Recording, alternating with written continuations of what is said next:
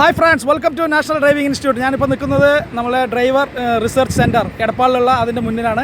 ഇന്ന് അവിടെ ഒരു ട്രെയിനിങ്ങിൻ്റെ ഭാഗമായി വന്നപ്പോൾ ഒരു ഹെവി ചേസിൽ എന്തൊക്കെയുണ്ട്, ഒരു ചേസിൽ ഒരു വാഹനത്തിൻ്റെ പ്രധാനപ്പെട്ട ഭാഗങ്ങൾ എന്തൊക്കെയാണ് എന്നുള്ളതിനെക്കുറിച്ച് വ്യക്തമായിട്ട് ഒരു വീഡിയോ ഞാൻ ചെയ്യുന്നുണ്ട്.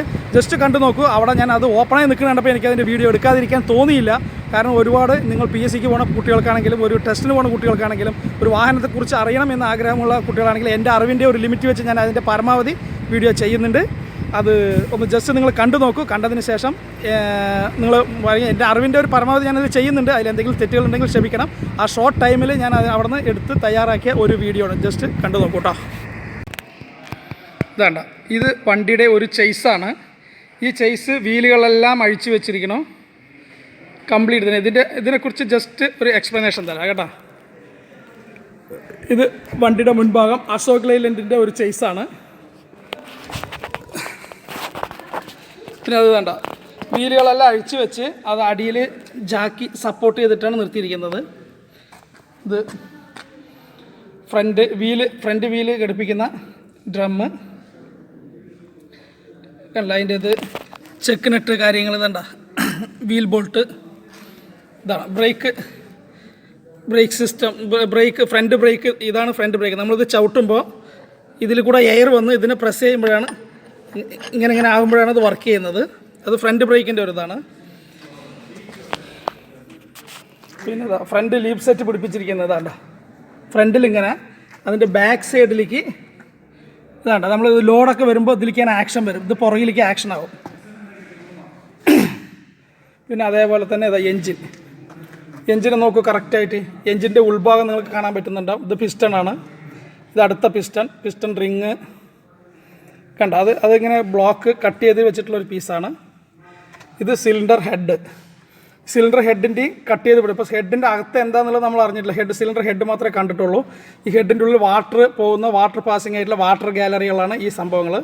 പിന്നെ ഇതിൽ ഈ ഇഞ്ചക്ടർ നോസിൽ, ഇതിപ്പോൾ ഈ സംഭവമാണ് ഫ്യൂവൽ പമ്പ്. ഇവിടുന്ന് പമ്പ് ചെയ്യുന്ന ഫ്യൂവൽ നേരെ പോയി ഇതാണ്ട് ഇഞ്ചക്ടറിൽ ഇതിൽ വന്നിട്ട്, ഇതാണ് ഇഞ്ചക്ടറിൻ്റെ ഇൻസൈഡ് നോക്കൂ. ഫ്യൂവൽ ഇതിൽ കൂടെ വന്ന് ഇതിൽ കൂടെ പമ്പ് ചെയ്തിട്ട് ഇതിനകത്തേക്കാണ്. ഇവിടെയാണ് അതിൻ്റെ പോയിൻ്റ്. ഇവിടേക്കാണ് അത് സ്പ്രേ ചെയ്യുന്നത്.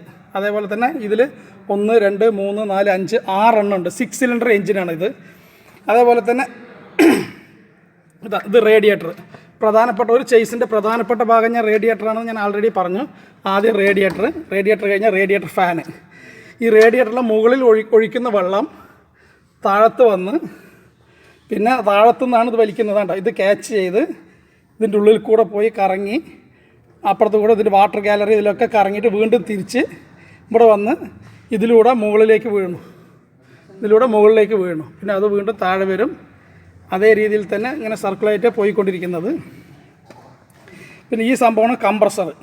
എൻജിൻ വർക്ക് ചെയ്യുന്നതിൻ്റെ കൂടെ തന്നെ ഈ കംപ്രസറും വർക്ക് ചെയ്യും. ഈ കംപ്രസർ വർക്ക് ചെയ്യുമ്പോൾ സംഭവിക്കുന്നത് എയർ പ്രൊഡ്യൂസ് ആകും. ഈ എയർ നമ്മൾ ഉപയോഗിക്കുന്നത് ബ്രേക്കിങ്ങിനാണ് ഈ എയർ ഉപയോഗിക്കുന്നത്. ഇതുകൊണ്ടോട് ബന്ധപ്പെട്ട് തന്നെയാണ് ഫ്യൂവൽ പമ്പ് നിൽക്കുന്നത്. ഫ്യൂവൽ പമ്പിൻ്റെ ഉള്ളിലും എൻജിനകത്തുള്ള പോലെ ചെറിയ സംഭവങ്ങൾ തന്നെയാണ് ഉള്ളത്. അത് ടെക്നിക്കലായിട്ട് അത്ര കൂടുതലായി നമ്മൾ പറയുന്നത് പറഞ്ഞാൽ ഇത്തിരി ബുദ്ധിമുട്ടുള്ള കാര്യമായതുകൊണ്ട് ഞാൻ ജസ്റ്റ് നിങ്ങളറിയാൻ മനസ്സിലാക്കി. എൻജിൻ്റെ ഉള്ളിൽ വർക്കിംഗ് പോലെ തന്നെയാണ് ഇതിൻ്റെ ഉള്ളിൽ വർക്കിങ്ങും. അതായത് ഇതിനകത്തുനിന്ന് ഈ പമ്പാണ് നമ്മൾക്ക് കൺട്രോൾ ചെയ്യണം എത്ര ഫ്യൂവൽ എൻജിനിലെ നോസിലേക്ക് സപ്ലൈ ചെയ്യണം. അതിനനുസരിച്ചാണ് എൻജിൻ്റെ സ്പീഡ് കൂടുന്നത്. പിന്നെ ഈ എൻജിൻ്റെ പുറകിൽ തന്നെ ഇതാണ് ഓയിൽ ഫിൽറ്റർ. എൻജിനോട് കൂടി എൻജിൻ്റെ മെയിൻ എൻജിൻ ബോഡിയോട് കൂടി തന്നെ അത് വെച്ച് ചേർന്ന് ഓയിൽ ഫിൽറ്റർ ഏകദേശം അതിൻ്റെ ഒരു ഐഡിയ കിട്ടും. അപ്പോൾ റേഡിയേറ്റർ കഴിഞ്ഞാൽ റേഡിയേറ്റർ ഫാൻ കഴിഞ്ഞാൽ എൻജിൻ. ഇത് എയർ ക്ലീനറാണ്. ഇപ്പോൾ എൻജിൻ വർക്ക് ചെയ്യാനുള്ള ആവശ്യത്തിനുള്ള ഈ എയർ ക്ലീനർ വഴിയാണ് എൻജിനകത്തേക്ക് പോകുന്നത്. എൻജിൻ കഴിഞ്ഞ് കഴിഞ്ഞാൽ ഇടയിൽ ക്ലച്ച്, എൻജിൻ്റെയും ഗിയർ ബോക്സ്. ഗിയർ ബോക്സ് ഇവിടെയുണ്ട്. എൻജിൻ്റെയും ഗിയർ ബോക്സിൻ്റെ ഇടയിലുള്ളതാണ് ക്ലച്ച്. ഇത് കണ്ടില്ലേ, ക്ലച്ച്. ഇത് ഗിയർ റാഡ്. അത് കഴിഞ്ഞാൽ ഗിയർ ബോക്സ്, വലിയ വണ്ടിയുടെ ഗിയർ ബോക്സ് ഇത്. അപ്പോൾ നമ്മൾ എൻജിനിൽ പ്രൊഡ്യൂസ് ചെയ്യണ പവർ ക്ലച്ച് വഴി ഗിയർ ബോക്സിലെത്തി. ഗിയർ ബോക്സിൽ നിന്ന് യൂണിവേഴ്സൽ ജോയിൻറ്റ്. ഇതാണ് യൂണിവേഴ്സൽ ജോയിൻറ്റ്. യൂണിവേഴ്സൽ ജോയിൻറ്റിൽ നിന്ന് നേരെ അത് സെൻട്രലിലേക്ക് പോകുന്നു. അവിടെ ഒരു സെൻറ്റർ ജോയിൻ്റ് ഉണ്ട്. സെൻറ്റർ ജോയിൻ്റ് ഇതിന് സെൻറ്റർ ജോയിൻ്റ് എന്ന് പറയുന്നത്. സെൻറ്റർ ജോയിൻ്റ് കഴിഞ്ഞാൽ പിന്നെ universal joint, again universal joint കഴിഞ്ഞാൽ പിന്നെ പോപ്പുലർ ഷാഫ്റ്റ് കഴിഞ്ഞാൽ അതിൻ്റെ അടിയിൽ അത് യൂണിവേഴ്സൽ ജോയിൻ്റ്. അത് കഴിഞ്ഞാൽ ക്രൗൺ ആൻഡ് പിനിയൻ പറയുന്നത് ഇതാണ് സംഭവം. അതിൻ്റെ ഉൾഭാഗം നിങ്ങൾക്ക് മനസ്സിലാക്കാൻ പറ്റുന്നുണ്ടോ എന്നുള്ളത് അറിയില്ല. ക്രൗൺ ആൻഡ് പിനിയൻ്റെ പിന്നെ അത് ഞാൻ പറയാം. പിന്നെ അത് കഴിഞ്ഞാൽ പിന്നെ ബാക്ക് ഇതാണ് ഹാൻഡ് ബ്രേക്കിൻ്റെ ബൂസ്റ്ററാണ്. Hand brake ബൂസ്റ്ററാണ്. ഈ സംഭവം ഈ സാധനം കംപ്ലീറ്റ് വെളിയിലേക്ക്, ഇതിലൊരു നട്ട് വരും, ലോക്ക് നട്ട്. ഈ ലോക്ക് നട്ട് ഇട്ടത് കംപ്ലീറ്റ് വെളിയിലേക്ക് റിലീസ് ചെയ്ത് കഴിഞ്ഞാൽ ഹാൻഡ് ബ്രേക്ക് വർക്കിംഗ് ആകില്ല. ഇത് ഉള്ളിലേക്ക് പ്രസ് ചെയ്ത് വെച്ചെങ്കിൽ മാത്രമേ ഇത് വർക്കിംഗ് ആവുള്ളൂ. അതുപോലെ ഇത് ബാക്ക് ലീഫ് സെറ്റ്, ഇത് സപ്പോർട്ടിംഗ് ലീഫാണ്. ഇത് ബാക്ക് ടയർ ഇതിലാണ് കൊടുക്കുന്നത്.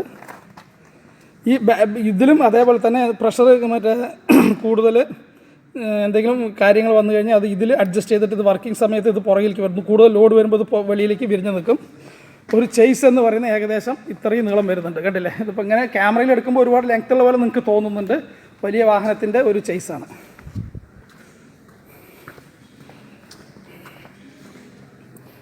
ഉണ്ടോ? അത് കഴിഞ്ഞതാ ഈ സംഭവം ബാക്ക് വീലാണ്. ഇത് ആ ചേസിൻ്റെ ബാക്ക് വീൽ ഇതിലാണ് കൊടുക്കുന്നത്. ഇതിൻ്റെ ഉള്ളിൽ കണ്ടില്ലേ? ഇതൊരു ബെയറിംഗ് ആണ്. ഇത് സ്പേസർ. അത് കഴിഞ്ഞാൽ ഇത് ലൈനർ 1 2 മുകളിലും താഴെയും 2 പീസ് ലൈനറാണ് ഇതിലുള്ളത്. അത് അതേപോലെ തന്നെ ലീഫ് സെറ്റ് ഇത് ഫ്രണ്ടിൽ ഇവിടെ പിടിപ്പിച്ചിരുന്നു. ഇത് ഫ്രണ്ട് പർച്ച്, ഇത് ബാക്ക് പർച്ച്, ഇത് ഹോൾഡർ. ഇതാണ് മറ്റേ ഹാൻഡ് ബ്രേക്കിൻ്റെ ബൂസ്റ്ററാണ്. ഈ നട്ട് വെളിയിലേക്ക് വലിക്കും തോറും ഇതിൻ്റെ ടെൻഷൻ കുറയും. ഇതിൻ്റെ ടെൻഷൻ മുകളിലേക്ക് ഇങ്ങോട്ട് ആക്കുമ്പോൾ ഇതിലേക്ക് പ്രസ്സിങ് വരില്ല. ആ സമയത്ത് നമ്മൾ ഹാൻഡ് ബ്രേക്ക് വർക്കിംഗ് ആകില്ല. ഇത് കംപ്ലീറ്റ് ഉള്ളിലേക്ക് കയറ്റി വെച്ചെങ്കിൽ മാത്രമേ ഹാൻഡ് ബ്രേക്ക് വർക്ക് ചെയ്യുള്ളൂ.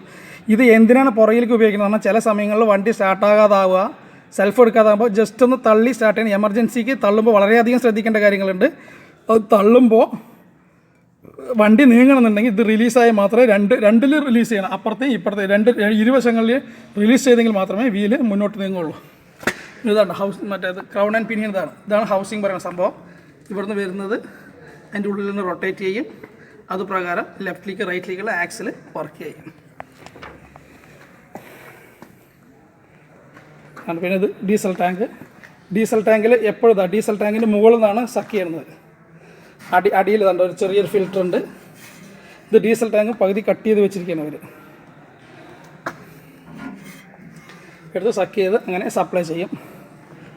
ഇത് ബാറ്ററി വയ്ക്കുന്ന സ്ഥലമാണ്. Battery stand. ഇതാണല്ലോ ഫ്രണ്ട് ഹാൻഡ് ബ്രേക്കിൻ്റെ ബൂസ്റ്ററാണ്. ഫ്രണ്ടിൻ്റെയാണിത്. ഇതേപോലെ എയർ വരുന്നതിനനുസരിച്ച് ഇതിനെ പുറകിലേക്ക് നമ്മൾ ബ്രേക്ക് ചവിട്ടുമ്പോൾ ഇത് പുറകിലേക്ക് ഇങ്ങനെ വലിയും. ഇങ്ങനെ വെളിയിലേക്ക് വരുമ്പോഴാണ് ഈ ബ്രേക്ക് ഹോൾഡിംഗ് ആണ്. അത് ബ്രേക്ക് കട്ട് ചെയ്ത് ഫ്രണ്ട് വീൽ കട്ട് ചെയ്ത് വെച്ചതിൻ്റെ കണ്ടില്ലേ, ഡ്രമ്മ് കട്ട് ചെയ്തിട്ട് ഇതൊരു ലൈനർ പീസ്, അതിൻ്റെ അപ്പുറത്തൊരു ലൈനർ പീസ് ഉണ്ട്. അതിനകത്ത് bearing, outer bearing, inner bearing. പിന്നെ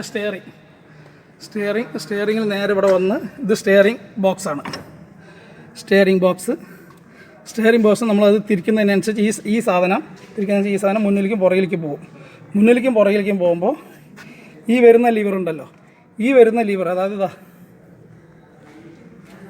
ഇതിൽ പിടിപ്പിച്ച് വന്ന് ഇതിലേക്ക് എത്തിയിട്ടുണ്ട് ഈ ലിവർ മുന്നിലേക്കും പുറകിലേക്കും വരുന്നതിനനുസരിച്ചാണ് ലെഫ്റ്റും റൈറ്റും ടയർ തിരിയുന്നത്. അപ്പോൾ ഇത് മനസ്സിലാകുന്നുണ്ടാവുമെന്ന് വിചാരിക്കണം. അത് കണ്ടോ? പിന്നെ ഇത് ആക്സിലേറ്റർ, ബ്രേക്ക്, അത് ക്ലച്ച്. പിന്നെ ഇത് ഡൈനാമോ. കണ്ടില്ലേ? ഇതാണ് ഡൈനാമോ.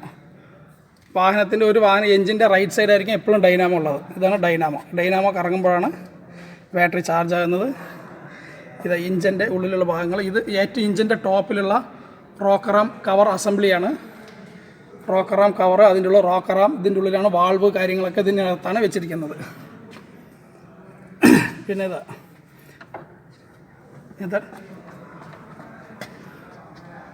പിന്നെ സ്റ്റിയറിംഗ് ഉണ്ട്. അത് ഇത് തിരിക്കടവേ ആ സ്റ്റിയറിംഗ് തിരിക്കുമ്പോൾ നീക്കോ കണ്ട. സ്റ്റിയറിംഗ് തിരിയുന്നതനുസരിച്ച് കണ്ട, ലെഫ്റ്റ് റൈറ്റ് ഓടിക്കുമ്പോൾ റൈറ്റ് വരുന്നുണ്ട്, ലെഫ്റ്റ് ആക്കുമ്പോൾ ലെഫ്റ്റ് വരുന്നുണ്ട്, കണ്ടില്ലേ? അത് ഏകദേശം നിങ്ങൾക്കത് മനസ്സിലാക്കാനുള്ള ഇതായിട്ട് തന്നിരിക്കുന്നത്.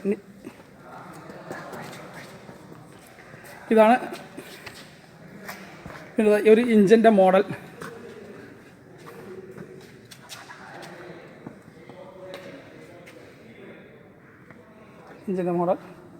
ഇത് വലിയ എൻജിൻ, അതേപോലെ ജനറേറ്റർ എന്നുള്ള ലെവലിലുള്ള വലിയ മറ്റേ ജനറേറ്ററായിട്ടും വരും. അതേപോലെ വലിയ വാഹനങ്ങളുടെ വലിയ ടോറസ് പോലുള്ള വാഹനങ്ങളിൽ വരുന്നതാണ്. ഇത് സെൽഫ് സ്റ്റാർട്ടർ കണ്ടില്ല എങ്ങനെ വെച്ചിരിക്കുന്നു എന്നുള്ളത്. സെൽഫ് സ്റ്റാർട്ടർ, ഇഞ്ചിൻ്റെ ഭാഗങ്ങൾ,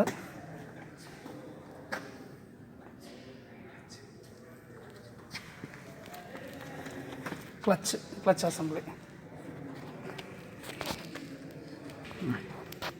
ഇപ്പോൾ നിങ്ങൾക്ക് ഏകദേശം ഒരു വാഹനത്തിൻ്റെ സാധാരണ ഞാൻ ഇന്നിപ്പോൾ ഇവിടെ നമ്മളെ ഇതിൻ്റെ IDTR എന്ന് പറഞ്ഞിട്ടൊരു ട്രെയിനിങ് സെൻറ്റർ ഉണ്ട് എടപ്പാളിലുള്ള. ആ എടപ്പാൾ ട്രെയിനിങ് സെൻറ്ററിൽ ആ ട്രെയിനിങ്ങിൻ്റെ ഭാഗമായിട്ട് ഞാൻ അവിടെ വന്ന് ഇത് കണ്ടപ്പോൾ എനിക്കിതിൻ്റെ വീഡിയോ ചെയ്യാതിരിക്കാൻ യാതൊരു നിവൃത്തിയില്ല.